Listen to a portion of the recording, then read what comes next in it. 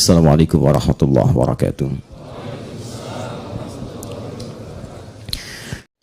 Kadang-kadang bingung ya, kenapa sih yang di dunia itu terlalu diistimewakan gitu? Mengistimewakan yang hilang itu nggak ada kerjaan. Mengagungkan yang hancur, yang sifatnya fana, rasanya biasa. Apa yang mau dibanggakan sih? Dan yang paling menarik tuh begini, ketika meninggal gelarnya pengen sama dengan yang dianggap ringan atau rendah status sosialnya itu. Jadi beliau ini Abbas sesibuk-sibuknya itu masih berpikir investasi. Saya boleh sibuk nggak dapat semua hadis Nabi, tapi anak saya mesti mendapatkan yang luput dari saya. Saya boleh nggak mendapatkan semua Quran, tapi anak saya mesti ada yang jadi ahli Quran. Cara berpikirnya siapa yang akan menjadi kebanggaan di akhirat nanti? Di dunia itu semu dunia itu. Jadi sementara aja, nggak pasti sifatnya.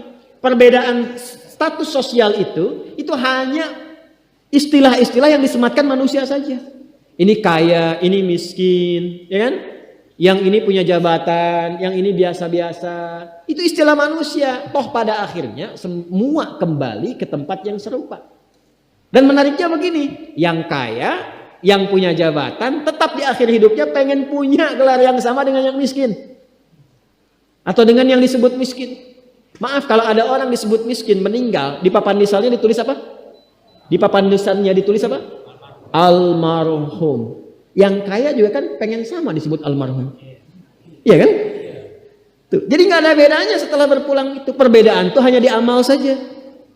Itu poinnya. Maka kalau ada yang mengharapkan orang tua, cita-cita membanggakan anak di dunia, boleh-boleh saja, tapi patut diingat itu sementara. Anda silahkan sekarang sekolahkan setinggi-tingginya. S1, S2, S3, S4, kerupuk 3, silahkan. Mau dalam negeri, luar negeri, mau di Nagreg, mau di California, mau di Chicago, di Chicago, di Singapura, silahkan. Itu pilihan. Tapi saya cuma mau katakan begini, itu sementara. Dan persaingannya tidak istimewa, karena janganpun Anda yang beriman, yang belum beriman pun bisa melakukan itu. Apa yang dikira yang hebat matematika itu anak Anda saja, anak orang lain pun bisa. Halo? Apa Anda kira yang jago fisika itu anak Anda saja yang beriman, yang belum beriman pun bisa? Ya. Jadi perlombaannya itu rata semua, dan gak ada yang istimewa. Kadang-kadang bingung ya, kenapa sih yang di dunia itu terlalu diistimewakan gitu? Mengistimewakan yang hilang itu nggak ada kerjaan. Mengagungkan yang hancur, yang sifatnya fana, rasanya biasa. Apa yang mau dibanggakan sih? Dan yang paling menarik tuh begini, ketika meninggal gelarnya pengen sama dengan yang dianggap ringan atau rendah status sosialnya itu. Tadi kalau orang miskin meninggal gelarnya apa? Ternyata yang kaya pun pengen sama almarhum juga. Kalau rakyat yang meninggal di papan nisannya ditulis apa? Almarhum. Ternyata pejabat juga pengen begitu, sama juga.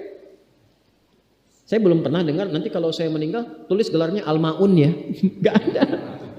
Tetap almarhum juga. Jelas ya? Nah, maka yang dipikirkan itu perlombaan yang sejati itu begini. Perlombaan yang sejati itu adalah perlombaan untuk kehidupan yang abadi yang gak fana lagi. Jadi kalau pada saat itu unggul selamanya karena nggak ada kematian lagi setelah itu. Itu yang dimaksudkan hadis Nabi. Kalaulah ada dunia ini punya nilai walaupun itu hanya bagian dari satu sayap nyamuk saja, ya, tentu tidak akan pernah Allah memberikan itu semua kepada orang-orang yang ingkar kepadanya. Ya. Karena kalau diberikan nggak adil di situ. Karena itu sifatnya fana, ujian saja. Pada akhirnya kembali. Nah, Abbas itu mampu membaca itu. Ini kehidupan sejak di zaman jahiliyah loh. Awas ya. Jadi risalah Islam itu membimbing pengikutnya, umatnya untuk berpikir lebih cerdas. Di visioner. Makanya jadi muslim itu mesti cerdas. Beriman itu membuat Anda lebih pintar. Saya tanya begini ya, maaf ya. Sekali lagi mohon maafkan saya kalau perumpamaan ini kurang menyenangkan.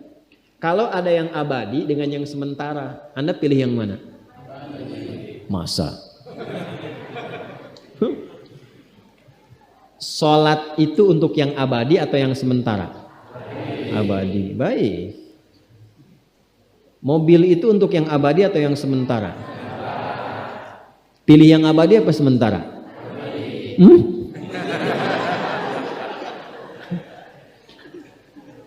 Di Kiai itu ada mobil Innova tuh. Siapa yang besok memilih tidak sholat subuh, pilihannya pilih Innova atau pilih sholat subuh? Yakin? Kalau saya pilih Innova dipakai untuk mengantarkan sholat subuh, nah itu lebih bagus. Ya, jangan dipotong sampai situ ya. Ya bisa aja kita pilih Avanza, bisa pilih Ferrari, bisa pilih Pajero ya. Awas yang punya mobil Innova, Anda potong royalti kena. Paham? Abbas itu begitu, anak saya mesti dipanggil di akhirat dan semua penduduk langit dan bumi menyimak itu semua. Diviralkannya di akhirat. Viral dunia itu sementara, internetnya diputus gak viral lagi. Kadang-kadang yang viral kemarin kan sekarang gak ada lagi, ya kan? Yang viral tahun lalu sekarang sudah gak ada, ya kan? Jadi belum selesai kehidupan sudah hilang juga viralnya. Akhirat itu selamanya. Dan biasanya begini, kalau orang-orang yang diviralkan oleh Allah atas kehendak Allah itu abadi melintasi setiap masa. Jadi ada yang viral karena berita, ada yang viral karena doa dan kehendak Allah Subhanahu wa taala. Itu yang diviralkan langsung atas kehendak Allah itu melampaui zamannya. Makanya kisah ini pun bertahan sampai sekarang. Nah, Abbas itu berpikir, saya boleh sekarang jadi pebisnis pedagang, tapi anak saya mesti menguasai apapun yang pernah diajarkan oleh Nabi. Maka anak kecil ini sejak dini mengikuti Nabi. Sejak dini lekat dengan Nabi. Maka ketika Nabi tidur pun itu ikut berkunjung karena keluarganya. Nah, inilah yang didapatkan oleh kita hadis tentang bangun tidur. Jadi hadis tentang bangun tidur itu diriwayatkan oleh anak kecil yang umurnya belum genap balik. Main-main ke rumah Rasulullah, ke rumah bibinya Sayyidah Maimunah, ingin tahu bagaimana cara bangun malamnya Nabi. Itu diikutin sampai dilihat gimana bangunnya. Duduk dulu, kata beliau duduk dulu. Kemudian mengusap dengan bagian tangan yang diduga bersih untuk menghilangkan bekas ngantuknya. Setelah itu membaca khawatimah surah Ali Imran. Kemudian thumma dhahaba ila syanin mu'allaqah, ke tempat tertutup, fatawadda, itu kan? Nah, itu ada semua rangkaiannya, itu ditemukan nanti di hadis riwayat Abu Daud, di Sunan Abu Daud. Nomor hadis 1367. Itu hadis tentang bangun tidur, ya, cara bangun tidur sampai sholat malam. Masih ingat teman-teman kalau kita bermakmum begini dan ada imam satu dan sudah pasti satu imam, ya kan? Makmum berapa? Satu boleh? Boleh. Dua boleh? Tiga boleh? Empat boleh? Jadi imam berapa? Makmum? Empat. Laki-laki imam makmum? Imam, baik, bagus ya. Nah, dan imam kan laki-laki. Kalau perempuan imam untuk perempuan kan? Laki-laki untuk perempuan dan untuk laki-laki. Fokus ini. Kalau satu begini, satu laki-laki, kemudian di belakang laki-laki. Ini kan posisinya boleh sejajar kan? Ya kan? Yang imam ini, makmum ini kan? Tadinya di belakang, tarik begini sejajar. Ini yang meriwayatkan anak kecil yang belum balik itu. Itu riwayat Ibnu Abbas. Satu paket. Termasuk sholat, kemarin kan kita tarawih kan, sholat malam. Yang dua rakaat itu kan. Ya, sholat malam yang sampai 11 itu, tambah khafifatain 2, itu riwayatnya ini. Yang sholat tahajud malam yang 11 rakaat, tambah khafifatain 2, ini riwayatnya ini. Tutup dengan witir 1 rakaat. Itu anak kecil yang meriwayatkan. Dan tahukah Anda? Sepeninggal Nabi SAW, Abbas bapaknya ini hafal 200 hadis, anaknya Abdullah hafal 2000 hadis. Begitu caranya. Anda di sini ada yang diplomat, yang di kantor, yang taruhlah berdagang misalnya, ibu rumah tangga, ya, dan sebagainya. Boleh, nggak apa-apa. Saat ini kita mungkin belum maksimal, tapi jangan biarkan ada satu di antara anak keluarga kita yang tidak jadi kebanggaan di akhirat. Tolong ya, tolong pulang dari sini dilihat. Anak Allah titipkan kepada saya berapa anak. Tolong siapkan jadi kebanggaan akhirat.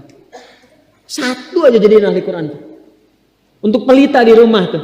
penghilang kesedihan, penghilang kegelisahan, mendatangkan semangat. Itu demi Allah saya katakan, gak ada yang paling indah kecuali saat ayah pulang ke rumah.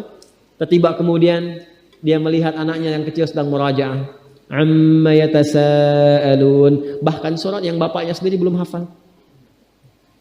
Jangankan pulang ke rumah, Anda sedang rapat, mau rapat, dikirimi video anak Anda 3 tahun membaca surah Al-Ikhlas, itu hati tenang. Itulah Quran. Itulah Quran. Maka belajar dari Ibnu Abbas ini, apa yang terjadi ketika orang tua mampu memfasilitasi anaknya demikian, sekalipun orang tuanya tidak mencapai apa yang diraih oleh anak, tapi orang tua mewarisi setiap pahala yang dihasilkan dari anak itu. Karena itulah setiap hadis yang diriwayatkan oleh Abdullah kecil ini, Ibnu Abbas, maka semua doa tersambung bukan hanya untuk beliau tapi juga untuk keluarganya, untuk orang tuanya. Teman-teman, itu yang bisa disampaikan. Terima kasih atas perhatiannya hari ini. Terima kasih semuanya. Subhanakallahumma bihamdika asyhadu an la ilaha illa anta astaghfiruka wa atubu ilaik. Wa akhiru da'wana alhamdulillahirabbil alamin. Al'afu minkum. Assalamualaikum warahmatullahi wabarakatuh.